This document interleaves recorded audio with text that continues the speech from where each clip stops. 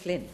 Madam Speaker, I rise to make a contribution to the safety net mechanism, and I would like to make some comments on the previous member's contribution, and that is that all of the speakers that I've heard from over there do not qualify or quantify the effects or the results of what they're proposing with this legislation, and they will be enormous. They will be huge. And none of them understand where they're going with it. So basically the safety net mechanism is tax. That's what it is. It's carbon tax. And if the Labor Party is good at one thing, it's imposing tax on our businesses, on our industries, on the Australian people.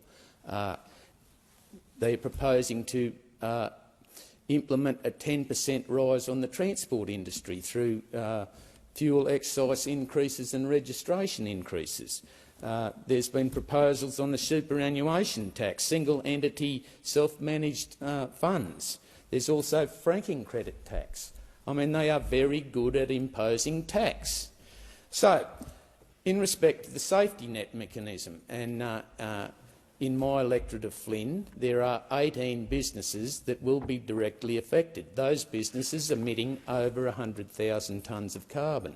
In my neighbouring electorate of Capricornia, there are 28 businesses. So of all of the businesses, approximately 30% are in central Queensland, and they are all related to heavy industry, to the coal industry, to the power generation sector, to the alumina sector, to the gas sector, everything that generates income for the economy of Australia. And it is huge, and the ramifications of this tax have not been qualified by those opposite, and they don't know how to do it because they don't know where they're going with it.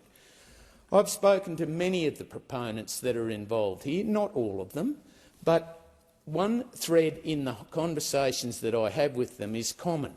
Where are we going to get the carbon offsets from, and how much are they going to cost us? So there is a $75 cap on the price of carbon. There is a $275 impost if they can't meet those carbon offsets of 5% every year until now to 2030. So the reality of that is they don't really know where they're going.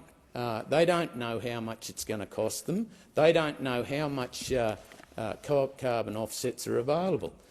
The member for Hinkler has rightly pointed out that they're looking at agriculture, to buy up agricultural land all over Australia, millions rather, of hectares of agricultural productive land to look for carbon offsets. There are also other proposals, carbon sequestration for an example. And there is a proposal, which I'm sure many are not aware of, that Glencore, the largest coal miner in Australia, is proposing to inject liquefied CO2 hypercritical fluid into the water aquifers of the Great Artesian Basin. They have a trial site at Moonee, near Meandarra, in the Western Darling Downs, and according to their papers, that project, that test project that they're proposing, will cause 266,368 tonnes of carbon dioxide. They're proposing to inject 330,000 tonnes of carbon dioxide into the Great Artesian Basin test site for a net yield of 57,000 tonnes.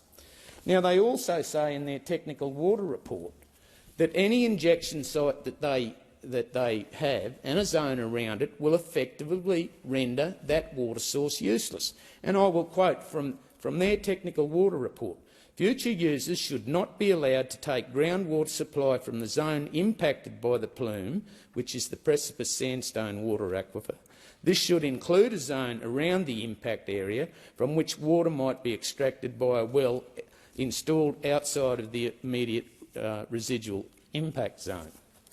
They also say in their reports that the waste is likely to result in the deterioration of the environmental values of the receiving groundwater.